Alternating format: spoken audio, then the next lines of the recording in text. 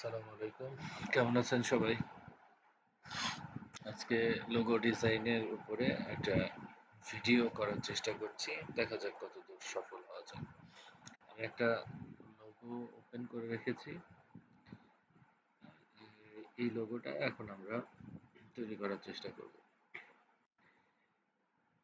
প্রথমে এই লোগোটা মূল ডিজাইনটা বোঝার চেষ্টা করি। আমি এমনি ব্রাশ টুল নিয়ে আঁকিয়ে দেখাচ্ছি। আসলে এটা কিভাবে তৈরি করছে আমরা মেকানিজমটা বুঝতে পারলে লোগোটাও তৈরি করতে পারবো। দেখেন এইখানে এই টাইপের একটা শেপ নেওয়া আছে, এইরকম একটা শেপ নিয়েছে এই জায়গাটায়। নিয়ে এইটাতে এই যে সাদা অংশ যেটা দেখতে পাচ্ছেন এটা হচ্ছে স্ট্রোক দেয়া আছে, স্ট্রোক। আর হচ্ছে এই যে যে শেপটা নেওয়া হয়েছে, এই যে পাতার আকৃতির যে শেপটা নিয়ে নেওয়া হয়েছে এইভাবে, এইটার এই যে যদি এইটা সেন্টার মিডিল পয়েন্ট হয়, এই এইভাবে একটা দাগ দিলে এইটা যে মিডিল পয়েন্ট হয়, এই মিডিল আর এই যে শেষ প্রান্ত এই দুটার মাঝ বরাবর রোটেশনের পয়েন্টটা সেট করা হয়েছে। সেট করে তারপরে এটাকে রোটেট করা হয়েছে। রোটেট করার সময় 360 ডিগ্রি ভাগ 8 দিলে 45 ডিগ্রি করে আসে।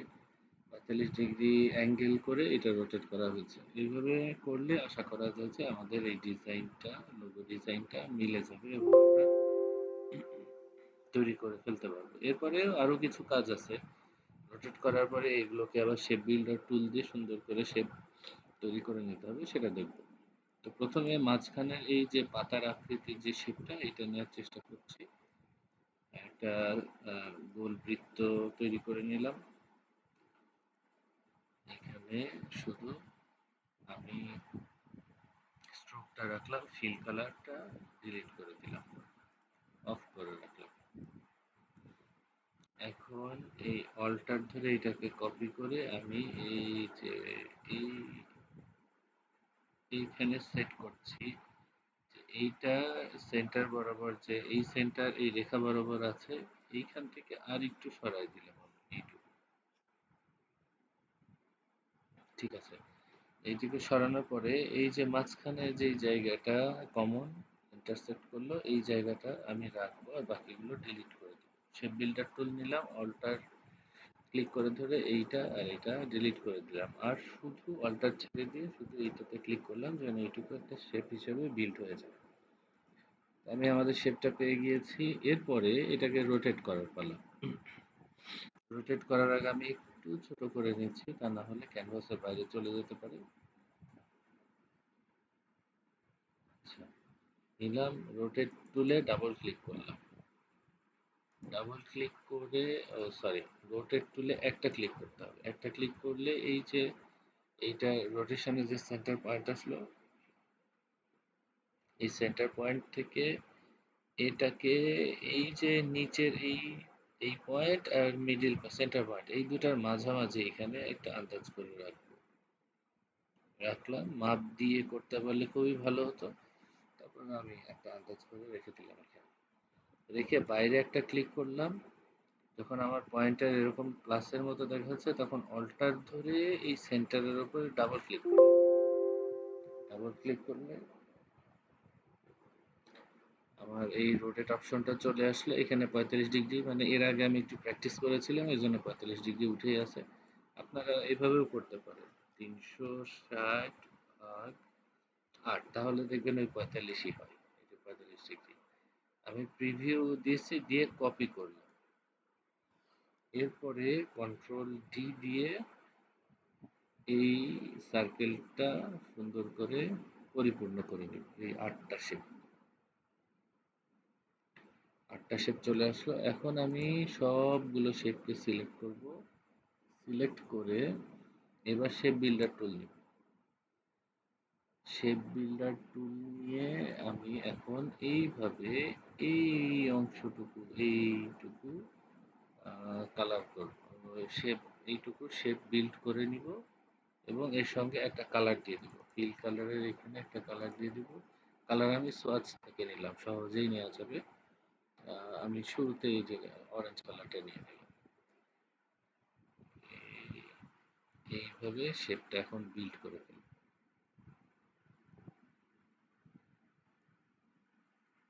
ঠিক আছে, আমার প্রথম শেপটা বিল্ড করা হয়ে গিয়েছে।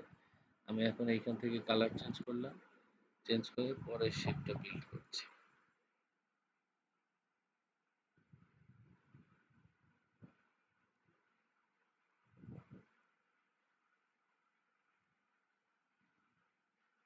ঠিক আছে, দ্বিতীয় শেপ তৈরি হয়ে গিয়েছে, আমি কালার চেঞ্জ করছি, চেঞ্জ করে তৃতীয় শেপটা বিল্ড করছি।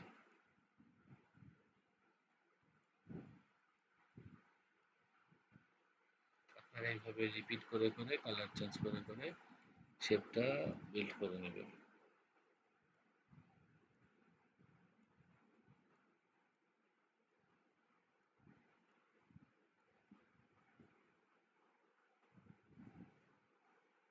যদি শেপ বিল্ড করতে দেখতে অসুবিধা হয়, ছোট ছোট অনেক ঘর আছে, এগুলো দেখতে অসুবিধা হলে আপনারা আরো জুম করে নেবেন, জুম করে নিয়ে পারফেক্ট ভাবে এই শেপটা বিল্ড করে নেবেন। আচ্ছা, আমার হয়ে আসছে।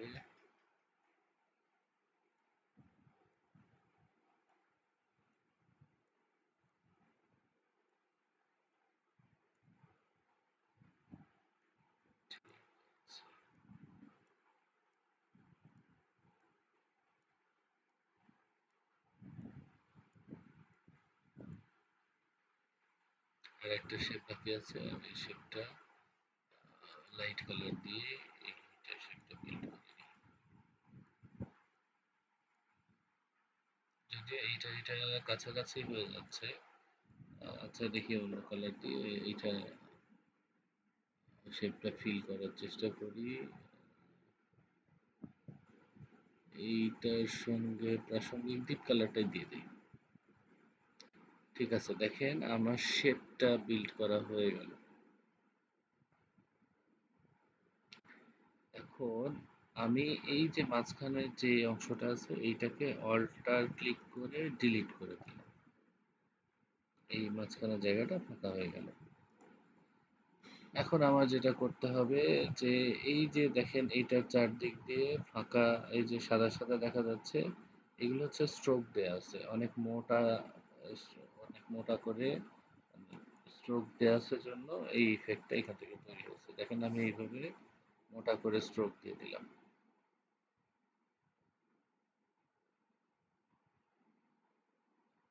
মোটা করে স্ট্রোক দেওয়ার পরে আমাদের এখানে কিছু ত্রুটি ধরা পড়ছে, যে এখান থেকে কিছু কণা কণা এই দিকে চলে আসছে।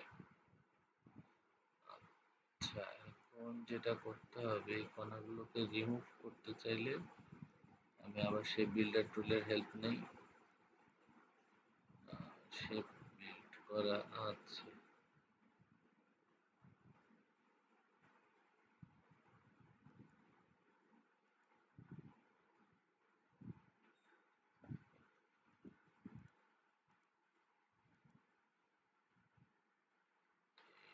এই যে এইখান থেকে এই ছোটগুলো ডিলিট করে দিলে, এই যে আমি ডিলিট করে দিচ্ছি, ডিলিট করে দিলে আমাদের এই এররগুলো চলে যাচ্ছে। কিন্তু এখানে একটা ঝামেলা হয়ে যাচ্ছে, দেখি কতদূর এটা ঠিক করা যায়।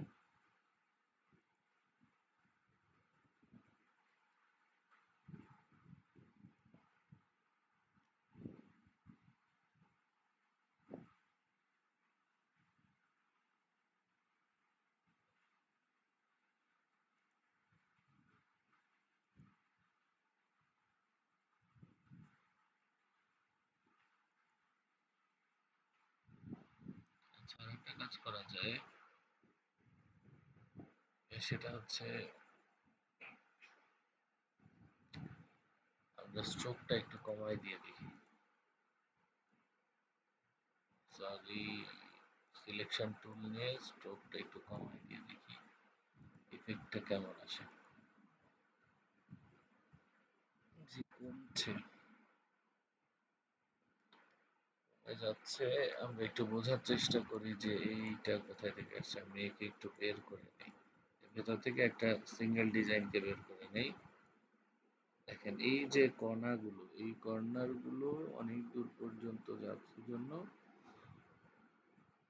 আমাদের এই জায়গাটায় এই যে এইটা অন্য ডিজাইনের মধ্যে চলে যাচ্ছে। এই জন্য যেটা করা যায় যে শেষ শেষ প্রান্ততে ক্লিক করে এইটা যদি এইভাবে এখান থেকে মাথাটা রাউন্ড করে দেই, রাউন্ড করে আবার সেট করে দেই, তাহলে এটা হবে। কিন্তু বারবার বাইরে বের করে সেট করলে এটা আবার ঠিক মতো ঠিক পজিশন মতো আমরা সেট করতে পারবো না। এই জন্য যেটা করব, একটা সিঙ্গেল শেপকে এভাবে সিলেক্ট করব, তারপরে একটু দরকার হয় জুম করে নেব। জুম করে নিয়ে এই একটা সিঙ্গেল শেপ সিলেক্ট করলাম, তারপরে এই শেষ প্রান্তের বিন্দুটা সিলেক্ট করে এইভাবে রাউন্ড করে দিলে হয়ে যাবে। এই এইগুলো চলে যাবে। আশা করা যায় যে এগুলো আর থাকবে না। তারপরে ট্রাই করে দেখি, না হলে আবার অন্য কোনো ব্যবস্থা, অন্য কোনো ভাবে এটা ডিজাইনটা ঠিকঠাক করার চেষ্টা করতে হবে। এই যে এখানে এক্সট্রা শেপ আছে, এটাকে আমি ডিলিট করে দিচ্ছি। এই যে এক্সট্রা অংশ,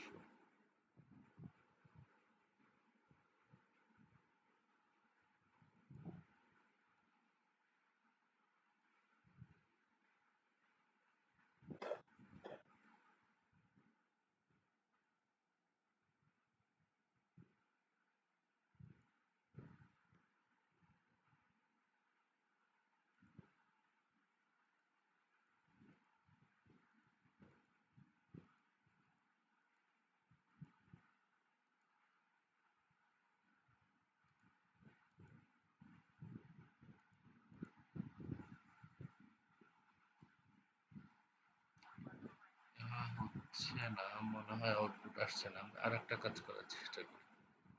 এই যে শিফট ধরে শুধু এই শেপ গুলোকে সিলেক্ট করে এদেরকে বাইরে বের করে নিয়ে যাই, তাহলে বুঝতে পারবো যে এর ভেতরে, হ্যাঁ এই তো।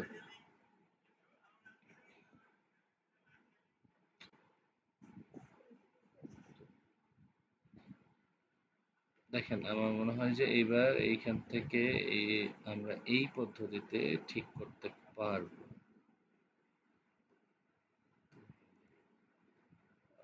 এখানে ডাইরেক্ট সিলেকশন টুল নিলাম, এই শেপ, তারপরে শিফট ধরে এই শেপ, এই শেপ গুলোকে ক্লিক করে আমি এইগুলোকে শুধু বাইরে বের করে নিলাম। নিলে এই যে যে অংশটা ঝামেলা করতেছিল এদেরকে পেয়ে গেলাম, এদেরকে পুরোপুরি আমি ডিলিট করে দিলাম। ডিলিট করলে আমি এইখান থেকে ফ্রেশ ফ্রেশ এই ডিজাইনটা পেয়ে গেলাম। এখন যেটা করতে হবে যে এই যে স্ট্রোক গুলো, এই স্ট্রোক গুলোর কালারটা আমার এই লোগোর যে ব্যাকগ্রাউন্ডে সেট হবে সেই ব্যাকগ্রাউন্ডের সাথে মিল করে এই কালারটা সেট করে দিতে হবে। তো আমার এইখানে ব্যাকগ্রাউন্ড আছে সাদা, এই জন্য আমি স্ট্রোকের কালারটা দিয়ে দিব সাদা। দেখেন এই যে আমার ডিজাইনটা, এই লোগো ডিজাইনটা হয়ে গেছে, এটার সঙ্গে মিলে গেছে। এখন আমার ব্যাকগ্রাউন্ড যদি কালো হয় তাহলে এই স্ট্রোক গুলোকে কালো করলে আবার এইটা মিলে যেত। তো আশা করি আপনারা এই- এইটা দেখে চেষ্টা করবেন এবং এইটা সুন্দর করে এই লোগোটা রেডি করে তারপরে গ্রুপে আপলোড দিবেন। তো ভালো থাকবেন সবাই, কথা হচ্ছে পরের ভিডিও।